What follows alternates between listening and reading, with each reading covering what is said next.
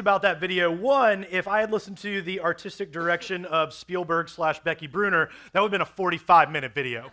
Every time we were doing something, she was like, why don't we try this and whatever? I'm like, Becky, no, those are, not that they were bad ideas, it's like, this video will be forever long. Well, what if we do that? Like, you've never edited a video in your life, stop. All right, and then that last take, we were there, like, you have no idea what I have to work with these people. It is, I was like, let's just take that take. It might be one of the worst ones, but whatever, we're never gonna get through this. And so we were running around doing stuff. It was a lot of fun. We did have to cut out all the audio in the car. We all actually sang. The problem was the back seat, mainly Brandon, didn't know any of the words to the songs. And so, like, I was like, this looks awful, and you're the person who stands and plays guitar. And so we cut the audio out of that. And there's all kinds of stuff. There will be a blooper thing from that eventually online. And so that is hours of fun. Yay. And so we had fun with that. And so we like to have a good time around here. And so we are in our series, Love Does. We're in week 3. We're going to have week 4 installment on Christmas services. You guys excited for Christmas services? I'm so pumped about Christmas services. It's going to be crazy, and that's why we gave you the card, so you can make sure there's a little link to help us with how you can help people who are new to church, who don't know God, the friends that you're bringing with you, because it's going to be out of control, but in a fun way. And so today, in week 3 of our series, we're continuing this idea of what does it look like to have love in action.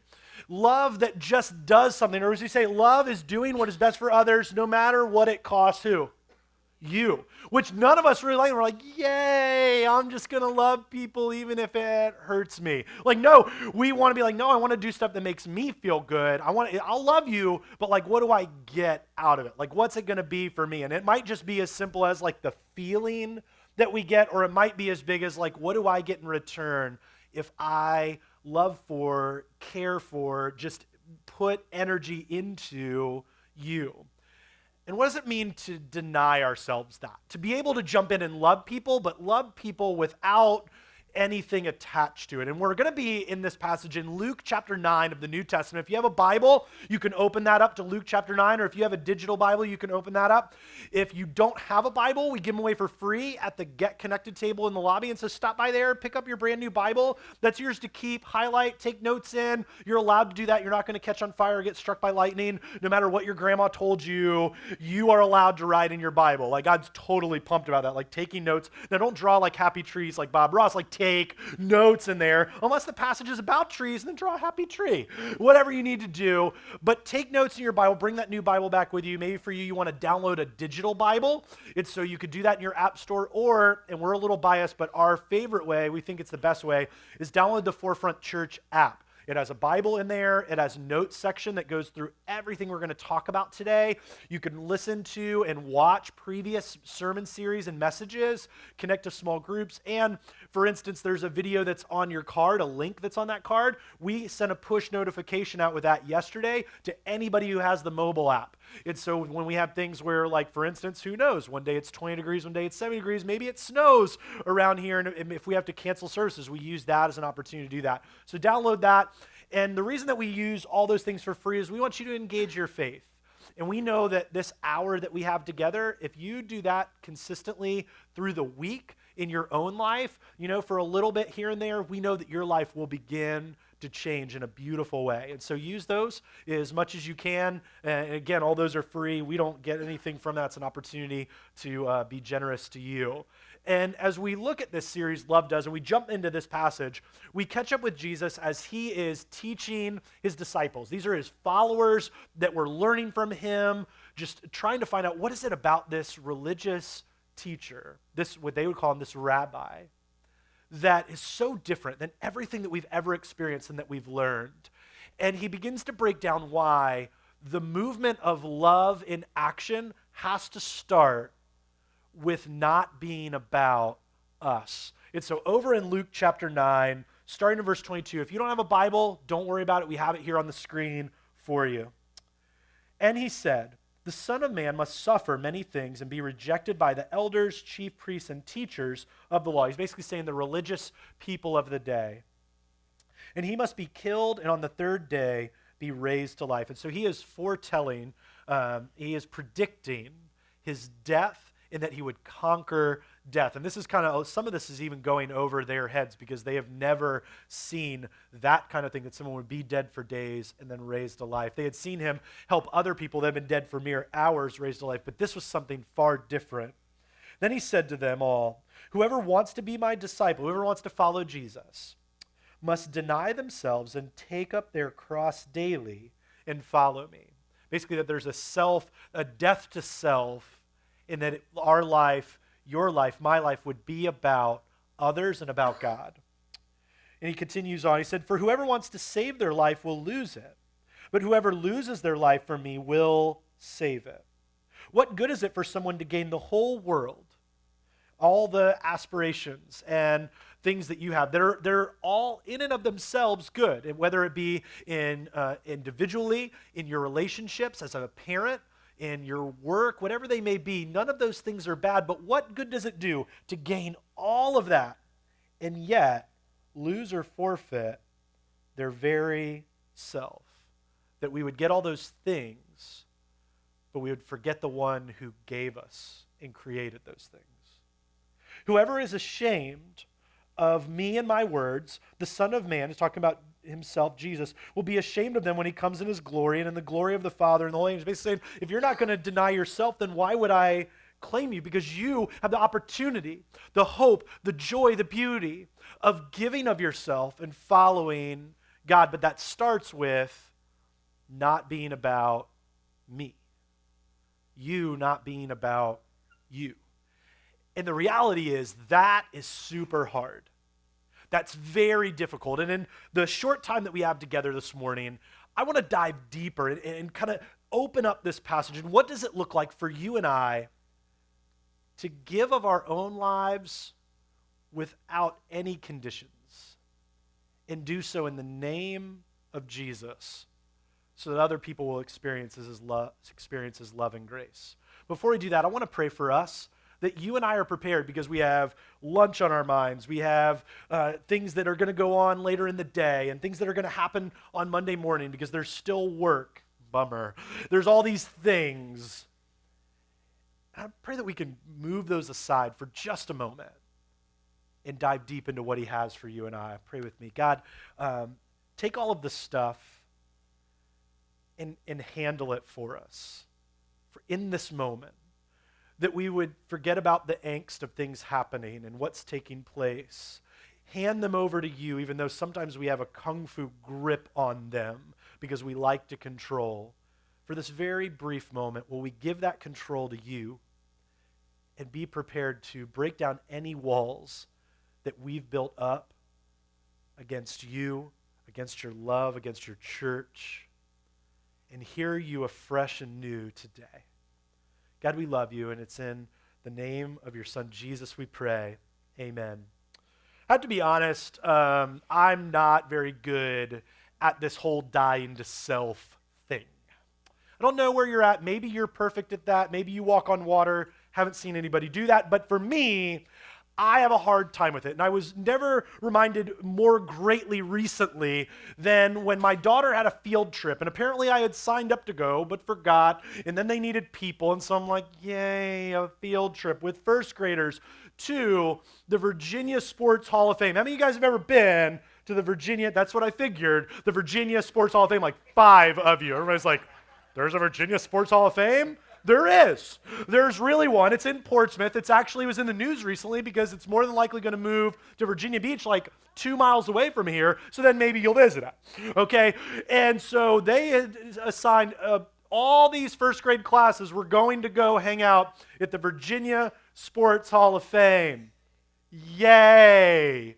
We're just going to walk around and look at plaques and dirty jerseys and whatever. And so I'm like, my daughter's like, Daddy, you drop me off at the bus stop, and then you're just going to turn around, and you're going to come to school, and then we're going to ride the bus, and we're going to go and then eat lunch. It's going to be amazing. And I'm like, yeah, that's the word I'd use, amazing.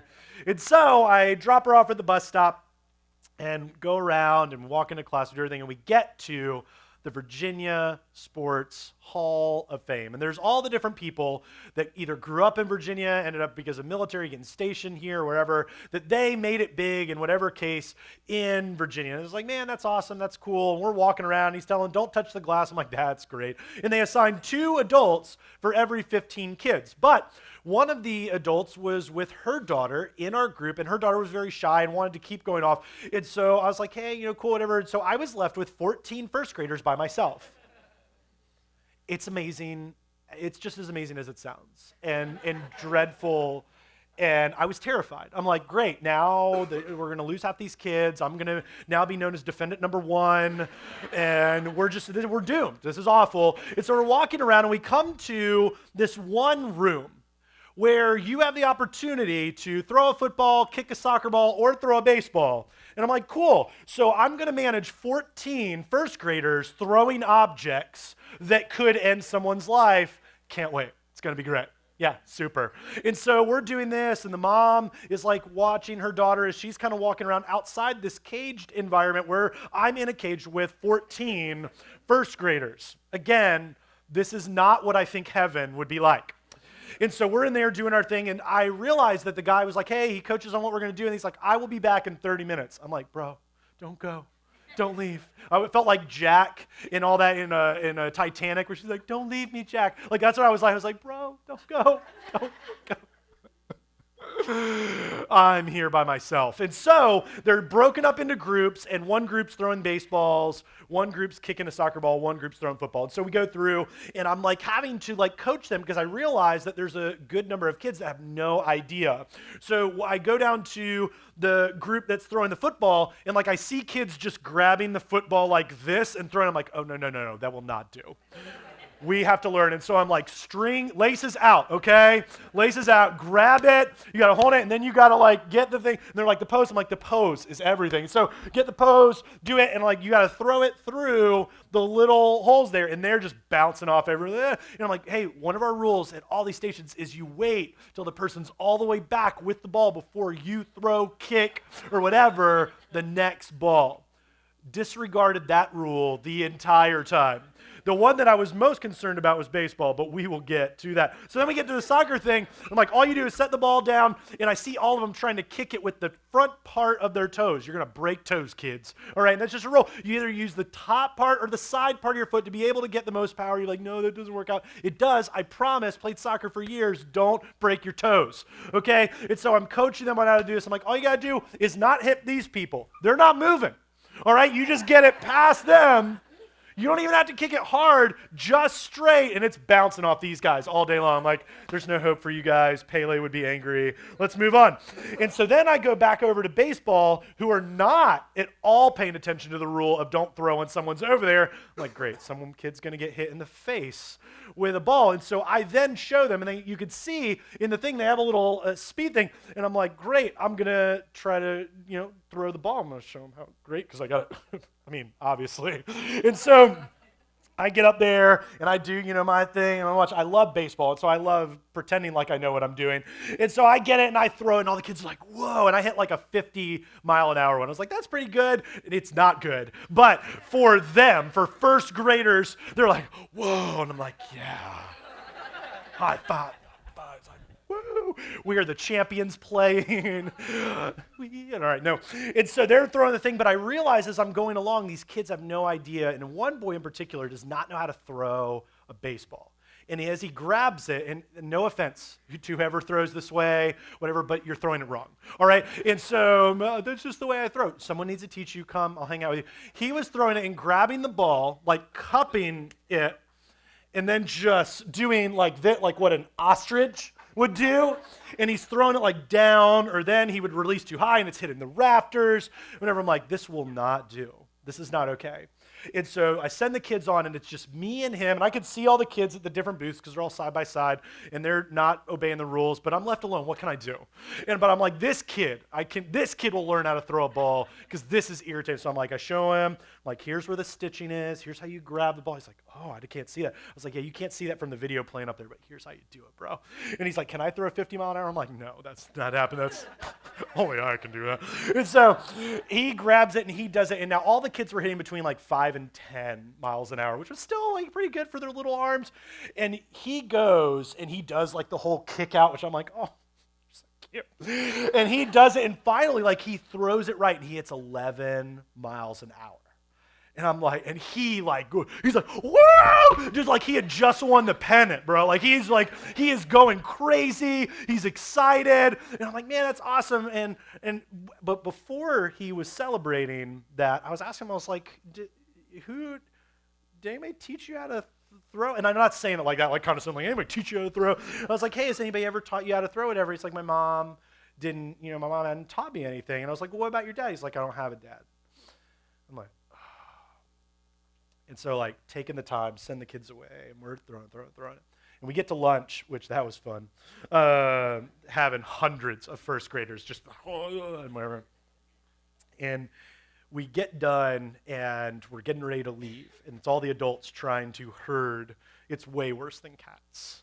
All of these kids, and the young boy comes running up to me, and he wraps his arms around my legs, like tight. He's like, thank you for teaching me how to throw. That was so awesome, whatever. And I'm just like, cool. And I'm trying not to, because I saw like everything that happened, and just spending time with him. And there were only like in like half dozen classes. There were only like 3 dads, and it was like a sea of moms. In teachers, because most of the teachers are female. And this is an aside, dads, I know you have to work, but get a day off and go with your kids. Be there. Because, man, it was very apparent. It's apparent everywhere I go, from student ministry to kids ministry to school. Man, they need some men. And he wraps his arm around this kid who doesn't have a dad, and it's like, thanks for teaching me how to do it. And I'm trying not to cry as I see there's all the teachers trying to, and they're all staring at me as this little boy is like so happy. I'm like, I'm a man, I'm not gonna cry, whatever. And he was so pumped. And Roxy, the next day, she told me, the boy's like, hey, he asked me when you're coming to class and you're gonna like hang out again. He wanted to know when my daddy's coming. And I'm like, I don't know, struggle's real. But man, that day,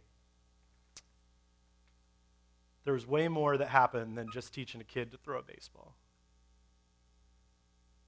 He got to experience what it means to be poured into and valued in just some time, and know what it means for somebody to love you. And I was like, man, I thought in the back of my mind, like, man, I suck. Like, because the drive there on the bus, the kids are rowdy, and I was like, why haven't their parents intervened with deodorant in some of them?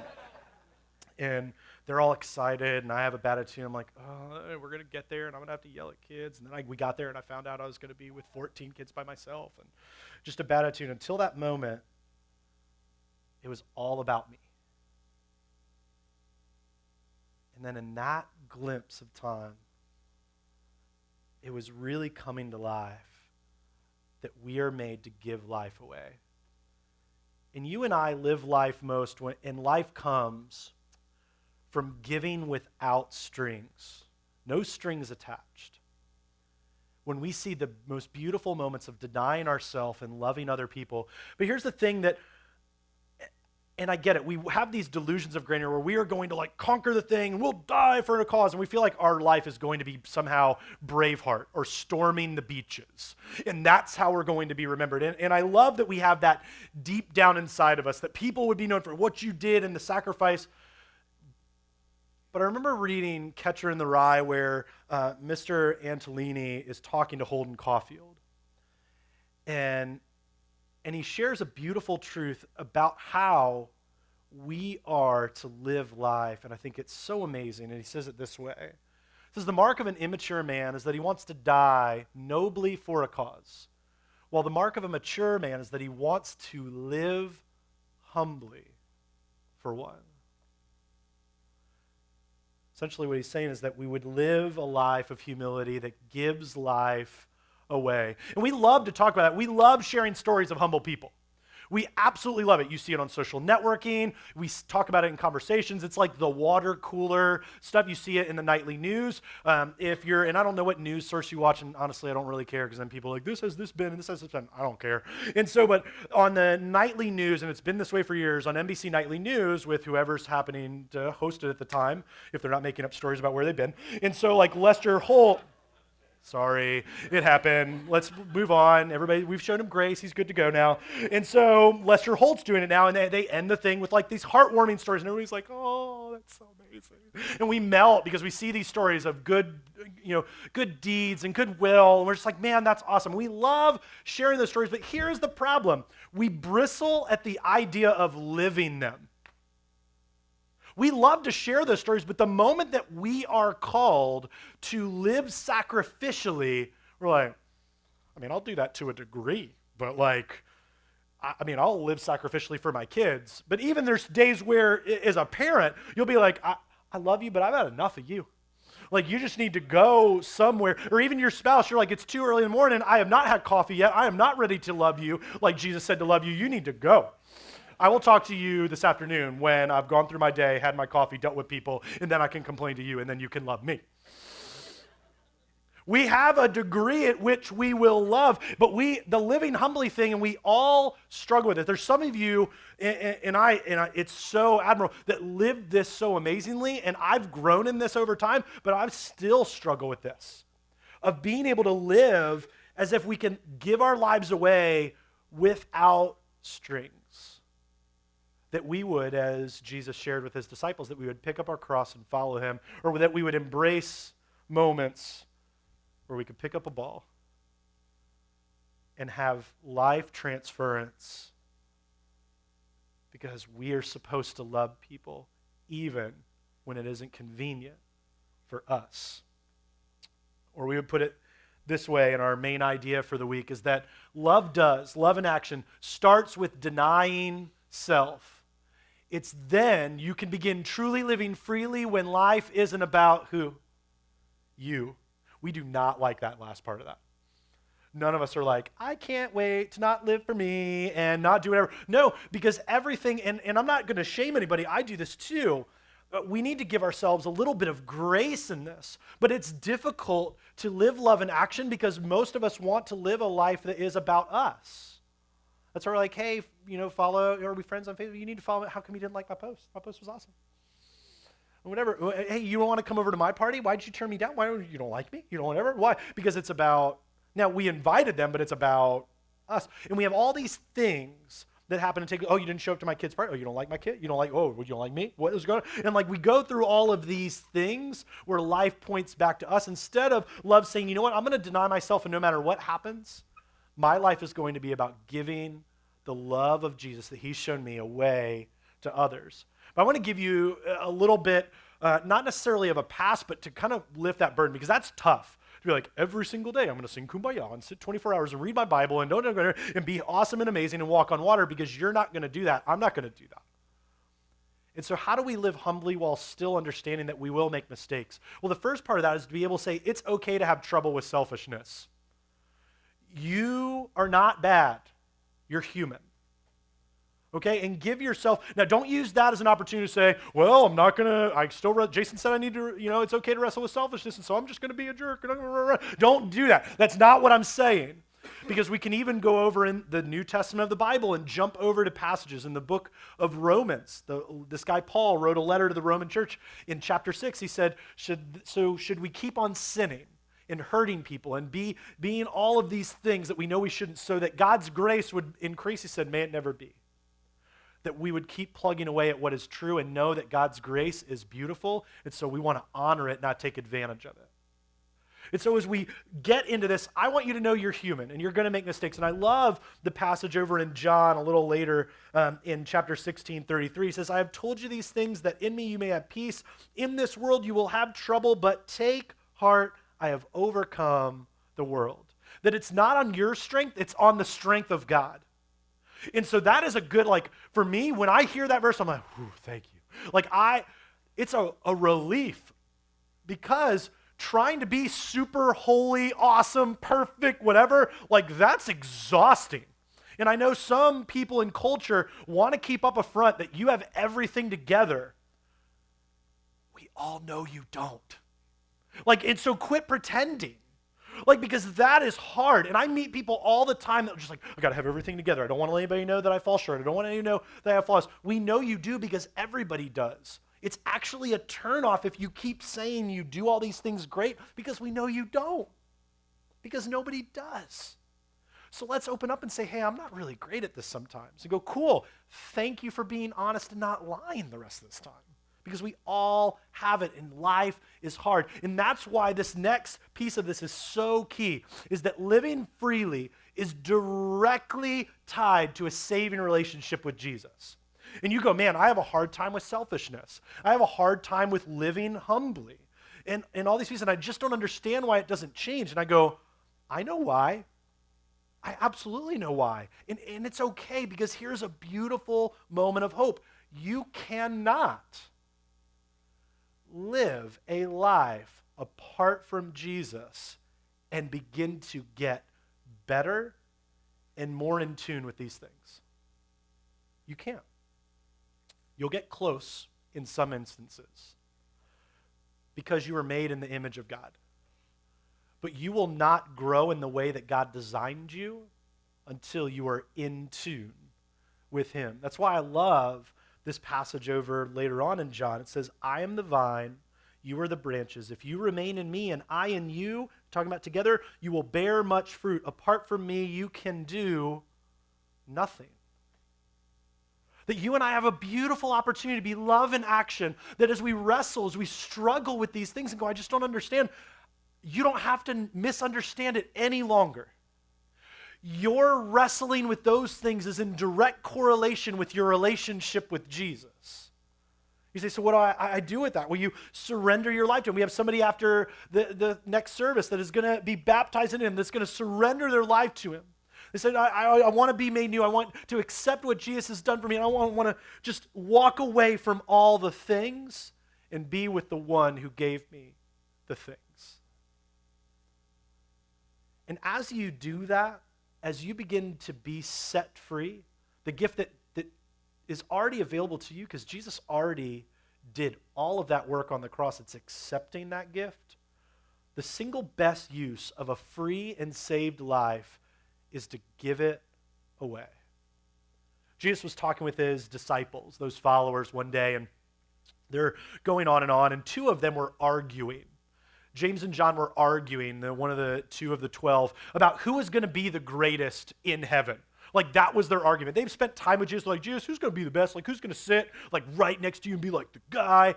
And Jesus' response is it's a little bit of a smackdown. If you've ever watched WWE and one guy's talking all kinds of trash and the other guy comes in and puts him in his place and you're whoa, I know that, sorry, spoiler alert, it's not real. But they're you watch the guy come in and he just owns it.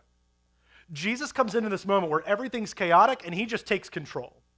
And this is what he shares with them. He said, when the other 10 heard this conversation, they lost their tempers with James and John. Yeah, they're why are you fighting for this? Why are you trying to be better than us? Jesus got them together to settle things down. He was playing dad moment in that. He said, you've observed how godless rulers throw their weight around. It's interesting. Thousands of years ago, current culture. Not much has changed. He said, and when people get a little power, how quickly it goes to their heads. It's not going to be that way with you. He's saying, and he's not just addressing them, he's also addressing those of us who will one day follow him. So this advice that he's about to give is for you and I. Whoever wants to be great must become a servant. Whoever wants to be first among you must be your slave.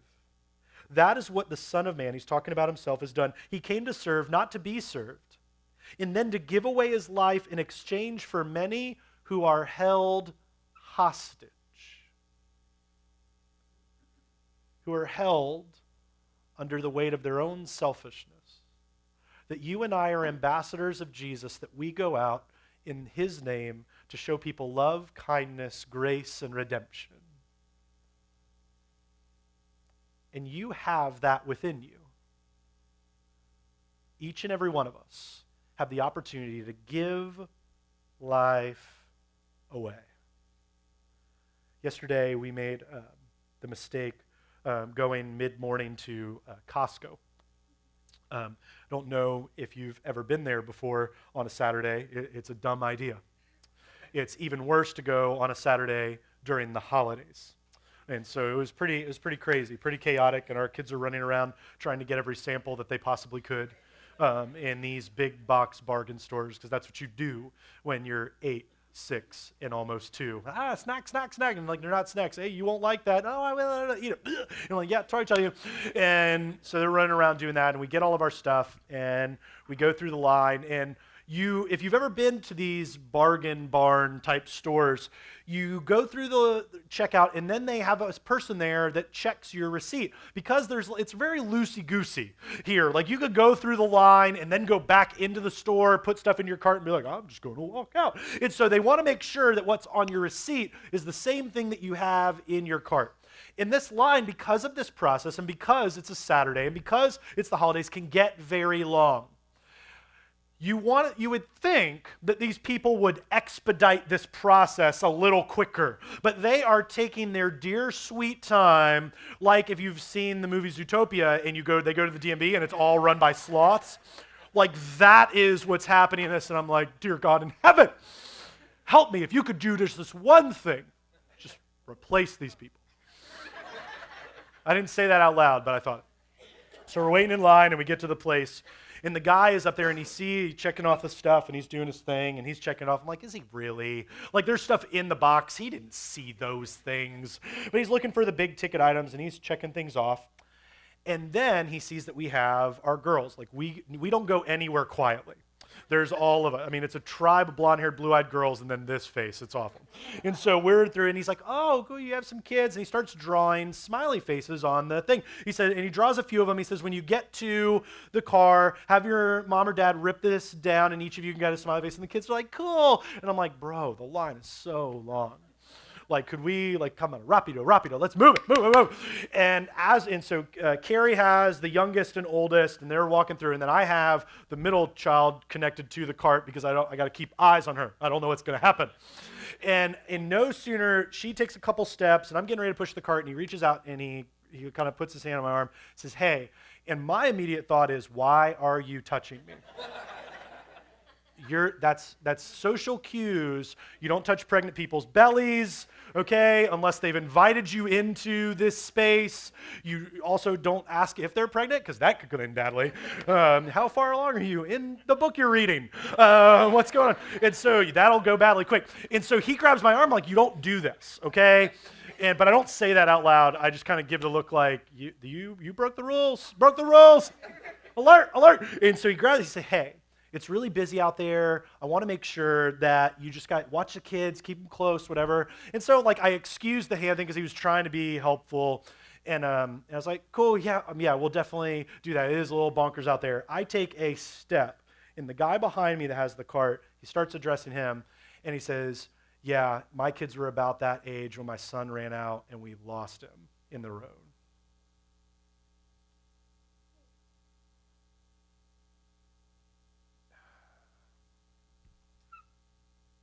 And it was a gut punch. So we get to the car, and I ask Carrie for the receipt. I wanted to see it. She shows me the receipt, the smiley faces that are on there. And these started taking on a whole new meaning. This guy's taking his time and caring for people and talking to them, no matter how long that line got. And he saw my kids, and he could have just written it off, but he took a time to pour into them and then to talk to me as a parent. Because he knew something that many of us miss. It's that life has been given so that we can give it away.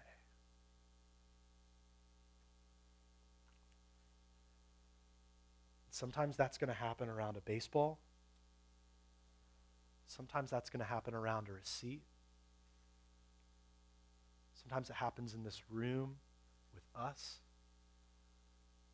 or in the evenings when there's a bunch of middle schoolers and high schoolers in here. Sometimes it happens at the tech booth, from the stage, from the people waving at you not just because they want to stand out there when it's cold or summertime in December. They want to stand out there because you know why? They want to watch for people that are moving because they don't want any kids getting hurt. And the adults that are back there teaching your kids.